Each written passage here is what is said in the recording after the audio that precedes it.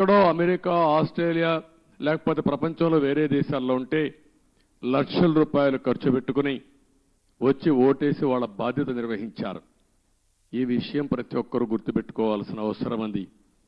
ఓటేయడం మీ బాధ్యత అనుకొని ఈ 5 ఏళ్లు చేసిన విధ్వంసం చూసిన తర్వాత మళ్ళీ మేము భరించలేమనే ఉద్దేశంతో మీరు ముందుకు వచ్చారు. కానీ ఈరోజు నేను ఇక్కడుండే ప్రజానీకాన్ని కోరేది ఒకటే, అనునిత్యం మీరు ఆలోచించాల్సిన అవసరం ఉంది. మాకు కూడా మీరు ఒక స్ఫూర్తిని ఇవ్వాల్సిన అవసరం ఉంది. ఎక్కడికక్కడ గైడెన్స్ ఇస్తా ఉంటే, మాకు కూడా ఆలోచనలు ఇస్తా ఉంటే, మా ఆలోచనలు మీ యొక్క సమస్యలు రెండు కూడా జోడించుకొని మెరుగైన ప్రజా విధానాలకు రూపకల్పన చేస్తాం. దానివల్ల మీ జీవితాల్లో మంచి జరుగుతుంది. ఏ కార్యక్రమం చేసినా ప్రజల కోసం చేస్తాం కాబట్టి ప్రజలు ఇందులో భాగస్వాములు కావాల్సిన అవసరం ఉంది. అందుకే మొన్న పోలవరం పోయినప్పుడు కూడా చాలా స్పష్టంగా చెప్పాను. ఈరోజు అమరావతికి వచ్చినప్పుడు చాలా స్పష్టంగా చెప్తున్నా. అన్ని విషయాలు ఏమాత్రం అరమరకలు లేవు. మొత్తం మీ ముందర పెడతాం.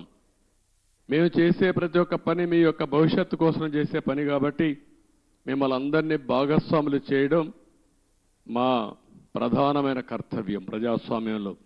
ఇది చేస్తూనే ఎప్పటికప్పుడు నిర్ణయాలు కూడా తీసుకుంటాం.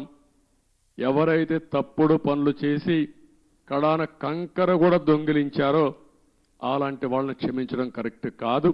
వీళ్ళకి అలవాటు అయిపోయింది. అవి చేయడంగానే కాకుండా మళ్ళీ ఇక్కడ వాళ్ళ ఇష్ట ప్రకారం రౌడీజం చేయడం, అందరినీ బెదిరించడం, అడ్డం వస్తే కొట్టడం, ఇష్టానుసారంగా ప్రవర్తించడం అన్నీ జరిగాయి. అవన్నీ కూడా ఏమాత్రం కూడా ఎవ్వడి ఆటలు ఎక్కడ జాగవు, జరగనీయం.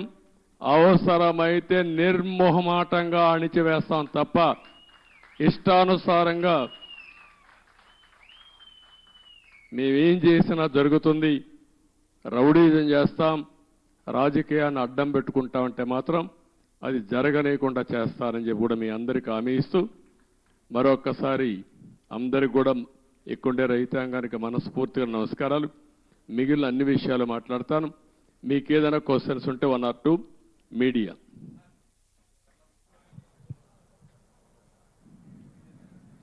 చెప్పండి.